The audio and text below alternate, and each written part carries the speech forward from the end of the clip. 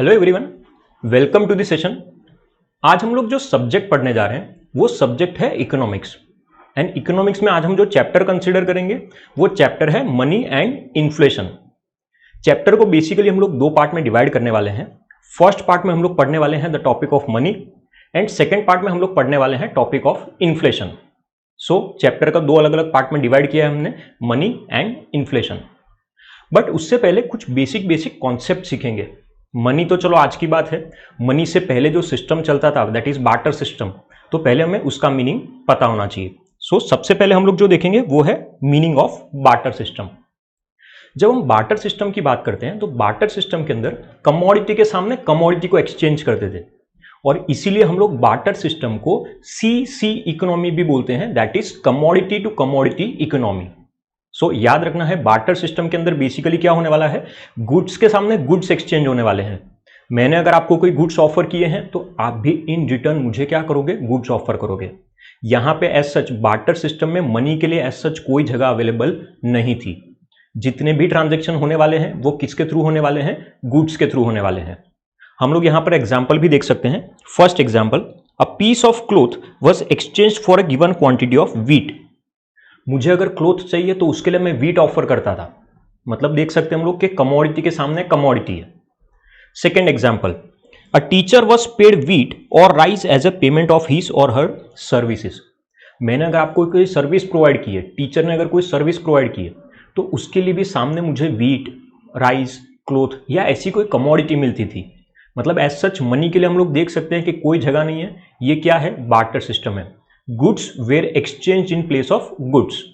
सो barter system, जिसको हम लोग बोलते हैं कमोडिटी टू कमोडिटी इकोनॉमी। लेकिन हमें यह भी पता होना चाहिए कि बार्टर सिस्टम के अंदर बहुत सारे डिसएडवांटेजेस थे। सो हम लोग एक एक करके डिसएडवांटेजेस को डिस्कस करेंगे। जो हमारा फर्स्ट डिसएडवांटेज है, जो फर्स्ट लिमिटेशन है, वो है problem of mutual adjustment of wants. सबसे पहले तो यह पता होना चाहिए कि म्यूचुअल एडजस्टमेंट ऑफ वांट्स का मतलब क्या होता है। से फॉर एग्जाम्पल हमने अभी अभी जैसे देखा था, व्हीट के सामने राइस एक्सचेंज कर रहे हैं। मुझे राइस चाहिए, मैं मार्केट में गया, मैंने बोला कि आपके पास राइस है, मुझे राइस चाहिए, मैं आपको व्हीट ऑफर कर रहा हूं। सामने जो इंसान है वो मुझे राइस ऑफर करने के लिए रेडी है, वो मुझे राइस देने के लिए तैयार है। लेकिन एक प्रॉब्लम है, वो बोल रहा है कि मुझे व्हीट नहीं चाहिए, मुझे सामने क्लोथ चाहिए। अब ये प्रॉब्लम है, म्यूचुअल एडजस्टमेंट नहीं है यहां पे, problem of mutual adjustment of wants. वो अपनी कमोडिटी ऑफर करने के लिए तैयार है लेकिन एक्सचेंज में उसे जो कमोडिटी चाहिए ना वो अवेलेबल ही नहीं है। मतलब सबसे पहले तो मुझे बार्टर सिस्टम में ऐसा इंसान ढूंढना पड़ेगा जो अपनी कमोडिटी मुझे ऑफर करे और मेरी कमोडिटी भी एक्सेप्ट करने के लिए तैयार हो जाए, जो बहुत टाइम कंज्यूमिंग है। सो ये सबसे बड़ा डिसएडवांटेज है, that is problem of mutual adjustment, जिसे हम लोग lack of double coincidence of want भी बोल सकते हैं। Lack of double coincidence of wants मतलब दोनों ही इंसान की वांट्स मैच होनी चाहिए, जो बार्टर सिस्टम में थोड़ा सा डिफिकल्ट था। ऐसा इंसान मुझे मार्केट में ढूंढना पड़ेगा। सो हमारा फर्स्ट डिसएडवांटेज क्या है, problem of mutual adjustment of wants. Second disadvantage, difficulty in storing value. अब स्टोर करने में बहुत डिफिकल्टी है।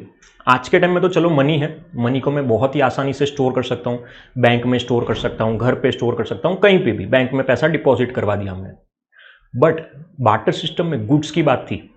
अगर से फॉर एग्जांपल मैंने 100 यूनिट्स प्रोड्यूस किए तो अब कुछ यूनिट सेल कर दिए, बट कुछ यूनिट्स जो मेरे पास रह गए सरप्लस कमोडिटी, उसका क्या करूंगा, उसे स्टोर कहां पे करूंगा। स्टोर करने के लिए पहले मेरे पास इतनी प्लेस होनी चाहिए, sufficient place must be there. Second, sir store कर देंगे तो स्टोर करने के साथ साथ एक और तकलीफ है, अगर पेरिशेबल कमोडिटीज है तो क्या। पेरिशेबल कमोडिटीज जो बहुत जल्दी खराब हो जाती है, पेरिश हो जाती है, फ्रूट्स, वेजिटेबल, मिल्क, वो सब को स्टोर कैसे करेंगे। अगर उसे स्टोर कर भी दूंगा तो वो बहुत लॉन्ग टाइम तक सर्वाइव नहीं कर पाएंगे, पेरिश हो जाते हैं या खराब हो जाते हैं बहुत जल्दी। सो स्टोर करने में भी प्रॉब्लम आती थी बार्टर सिस्टम में। सो हमारा सेकंड पॉइंट है difficulty in storing value.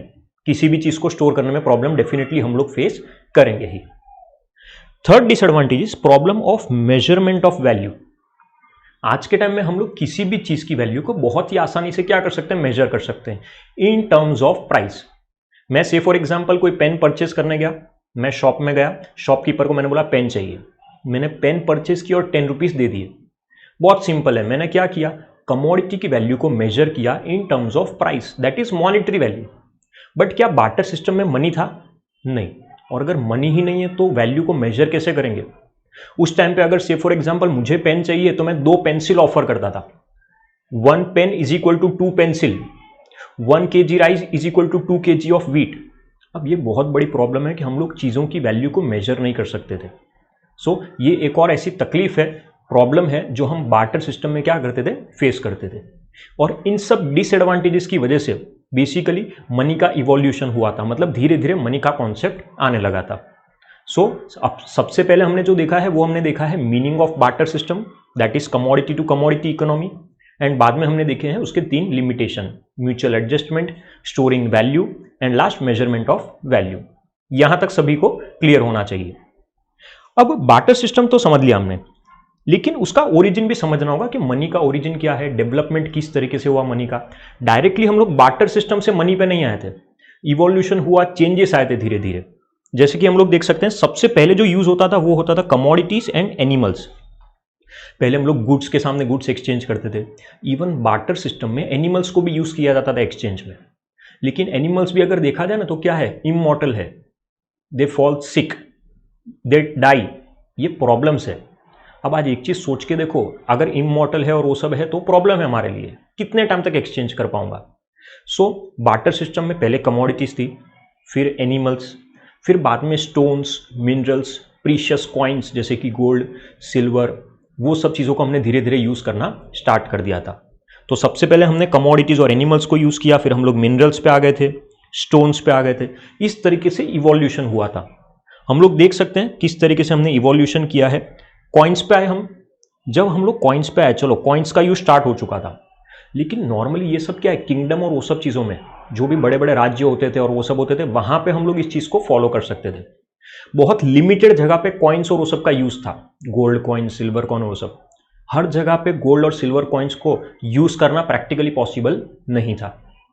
But बाद में सेंट्रल गवर्नमेंट का सपोर्ट आया, सपोर्ट ऑफ सेंट्रल गवर्नमेंट, और सेंट्रल गवर्नमेंट की मदद से हमने किसका इवोल्यूशन किया, मनी का।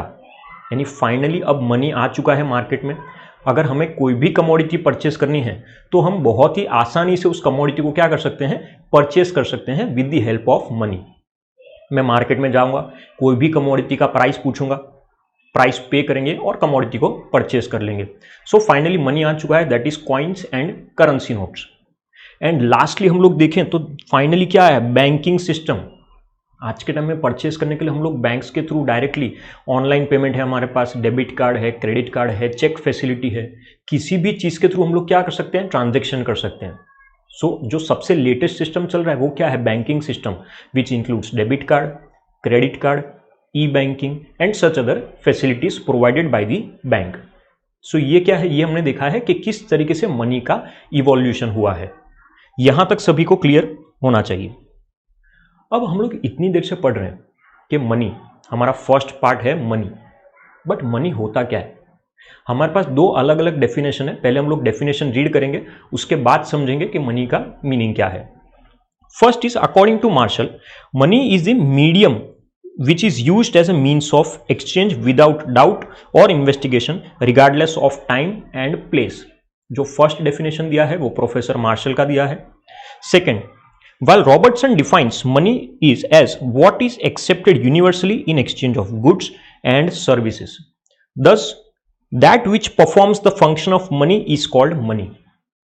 अब हमें अगर ये डेफिनेशन याद रखना है, हमें अगर मीनिंग याद रखना है तो बहुत सिंपल चीज़ है।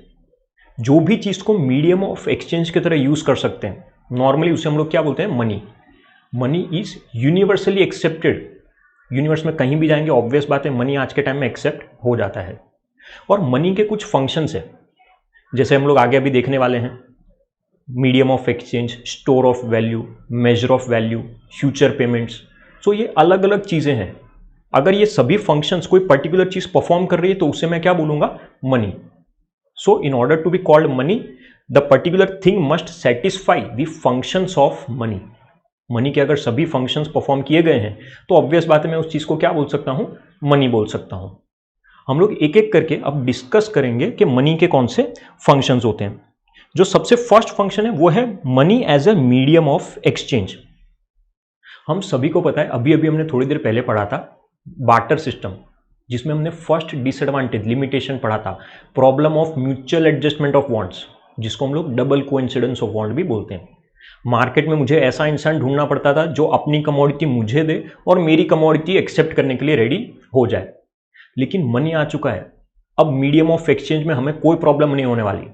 मुझे आज के टाइम में अगर कोई भी कमोडिटी परचेस करनी है तो मैं उस कमोडिटी को बहुत ही आसानी से क्या कर सकता हूं, परचेस कर सकता हूं with the help of money.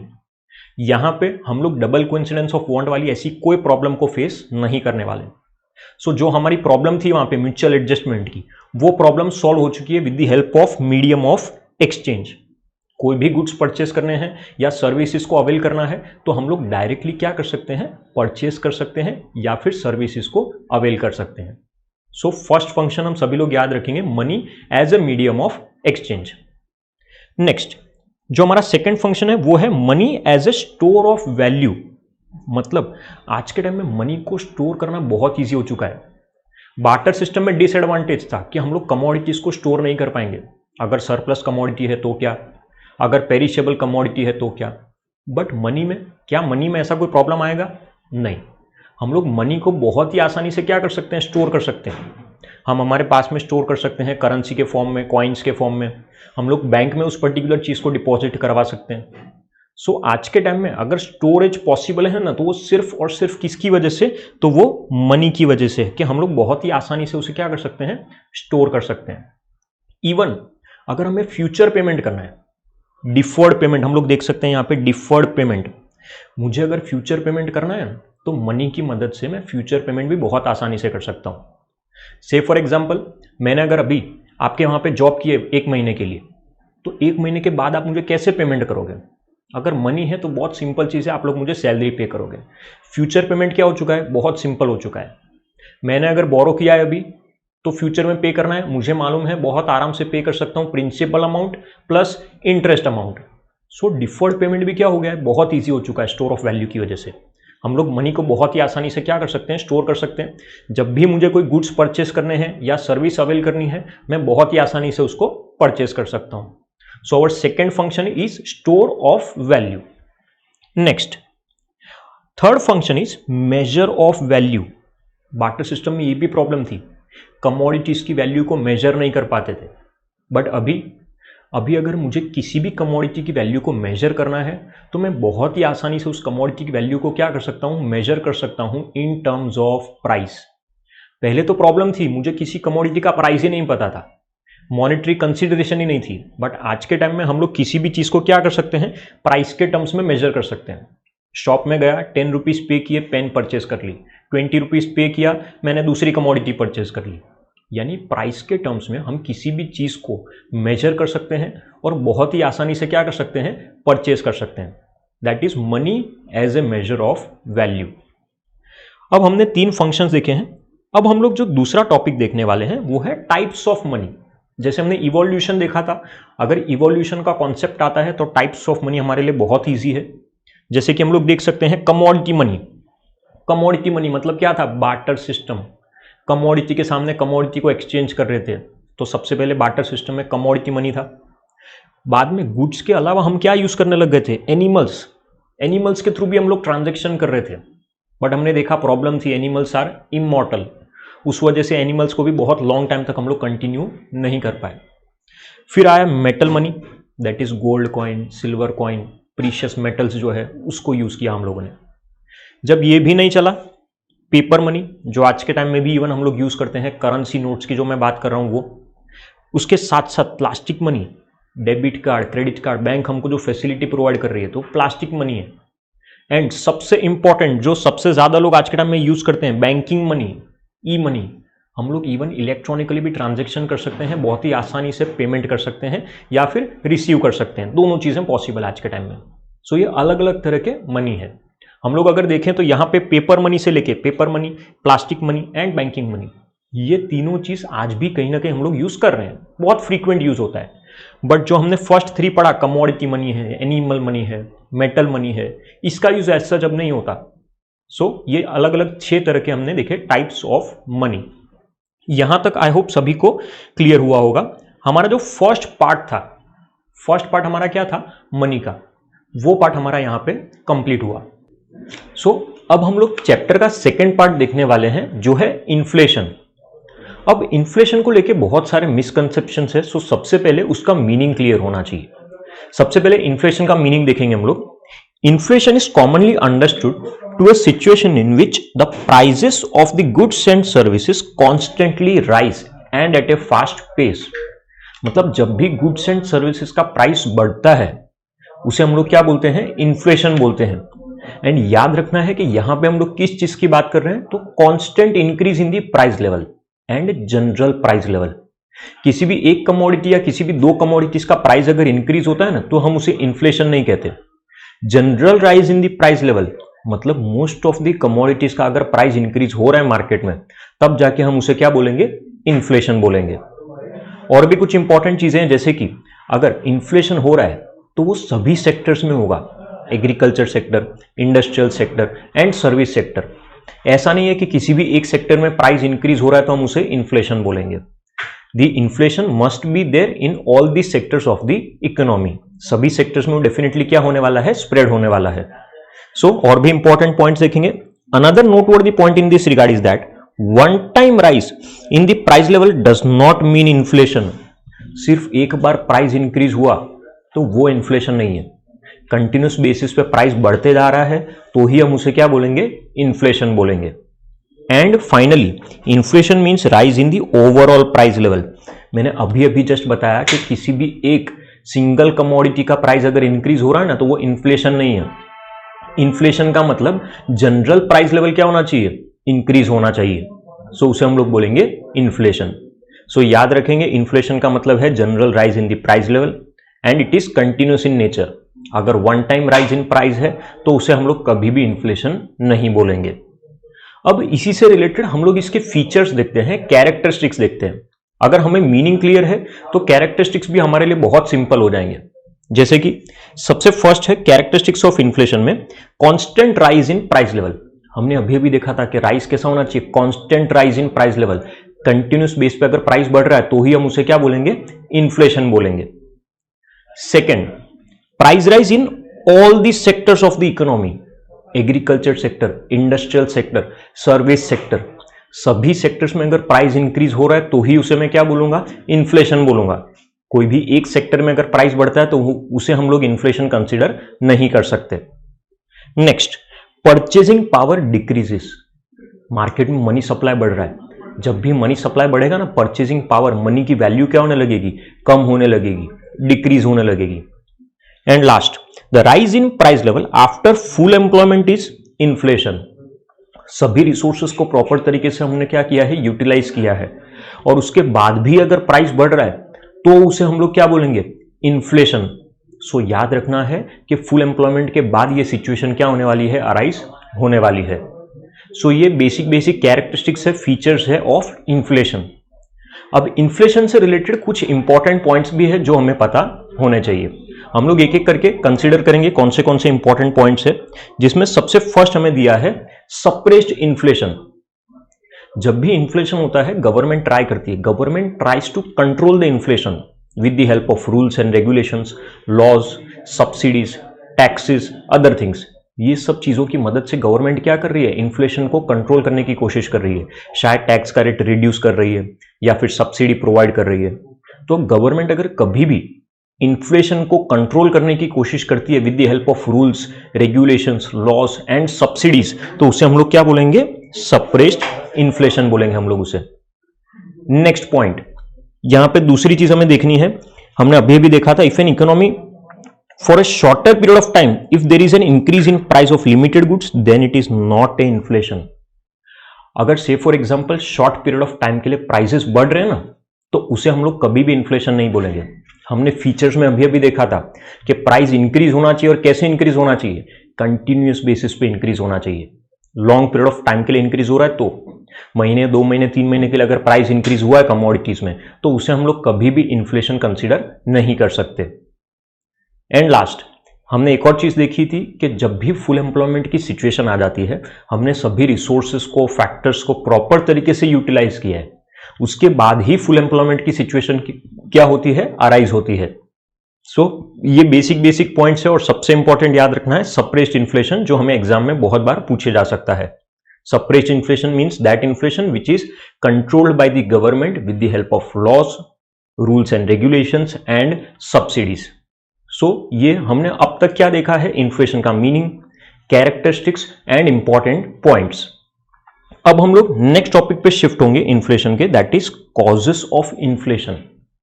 जब हम कॉजेस ऑफ इन्फ्लेशन की बात करते हैं तो जनरली जो मेजर कॉजेस होते हैं वो दो होते हैं। फर्स्ट है वो है increase in demand, and second हम जो देखने वाले हैं वो है increase in cost of production. अगर मार्केट में डिमांड बढ़ती है, से फॉर एग्जांपल किसी भी चीज की डिमांड बढ़ रही है, गुड्स सर्विसेज सभी चीज की डिमांड बढ़ रही है, हम सभी को पता है, प्रैक्टिकली सोच के देखो, कभी भी मार्केट में डिमांड ये सब बढ़ेगी ना तो ऑटोमेटिकली उन कमोडिटीज का प्राइस भी क्या होने लगेगा, बढ़ने लगेगा। सर्विसेज का प्राइस क्या होने लगेगा, बढ़ने लगेगा। क्यों? क्योंकि मार्केट में उस पर्टिकुलर चीज की डिमांड बढ़ रही है। और जब भी डिमांड की वजह से प्राइसेस इंक्रीज होते हैं उसे हम लोग क्या बोलते हैं, डिमांड पुल इन्फ्लेशन। क्या बोलेंगे हम लोग उसे, डिमांड पुल इन्फ्लेशन। मार्केट में एग्रीगेट डिमांड क्या हो रही है, बढ़ रही है।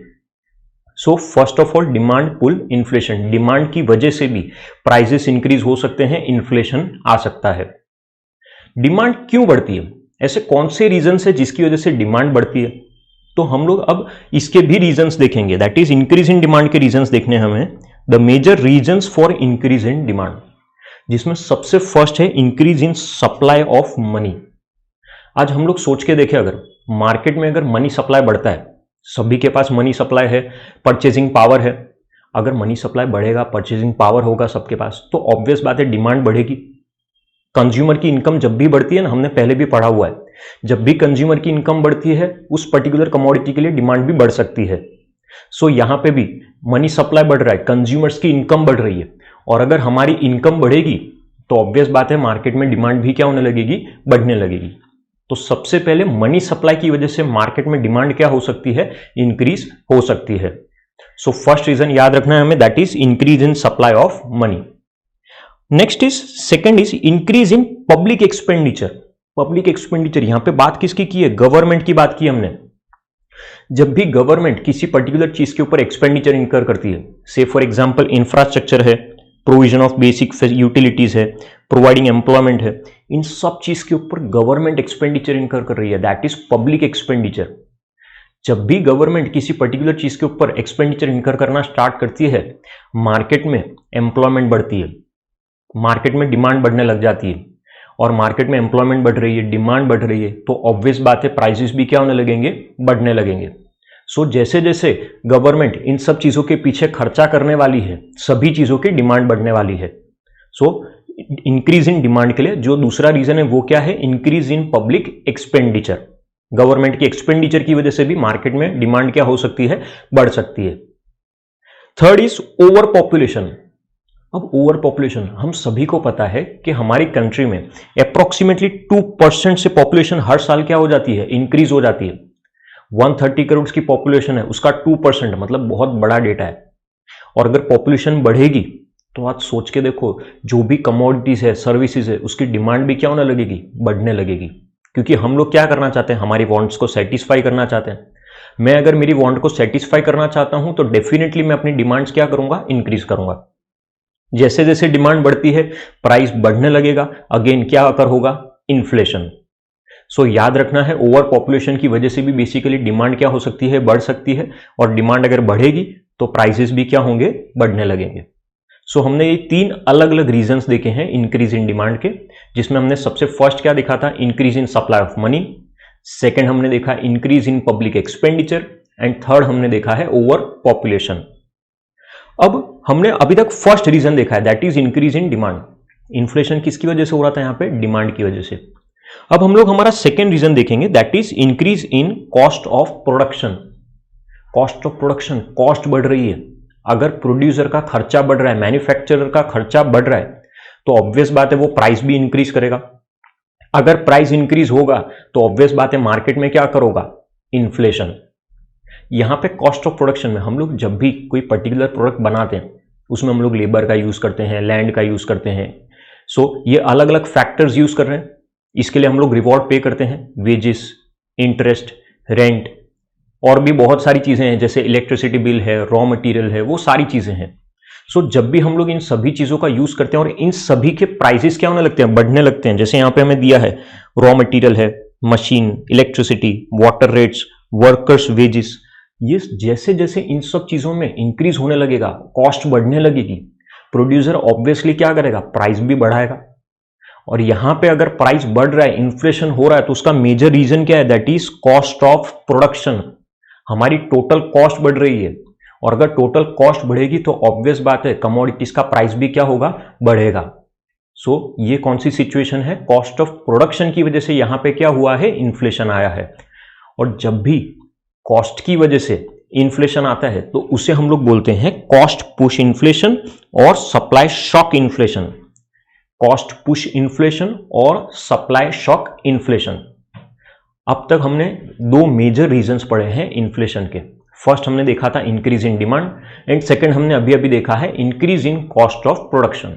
ये दो मेजर रीजंस हैं। और भी कुछ माइनर रीजंस हो सकते हैं, अदर रीजंस भी हो सकते हैं, जिसकी वजह से कंट्री में इन्फ्लेशन की सिचुएशन आ सकती है। सो हम अदर रीजंस देखते हैं। सबसे पहले अदर रीजंस में है टैक्सेशन पॉलिसी। जब भी गवर्नमेंट पर्टिकुलर कमोडिटीज के ऊपर टैक्स इंपोज करना स्टार्ट कर देती है, जैसे पहले था value added tax, service tax, अभी है जीएसटी। सो जैसे जैसे कमोडिटीज के ऊपर टैक्सेस इंपोज होने स्टार्ट हो जाएंगे, टैक्सेस के रेट बढ़ेंगे। पहले किसी कमोडिटी के ऊपर 12% का टैक्स था, अभी उस चीज के ऊपर 18% का टैक्स है। अगर टैक्स लगेगा तो ऑटोमेटिकली उस कमोडिटी का प्राइस क्या हो जाएगा, बढ़ जाएगा। और प्राइस बढ़ेगा मतलब यहां पे इन्फ्लेशन हो रहा है।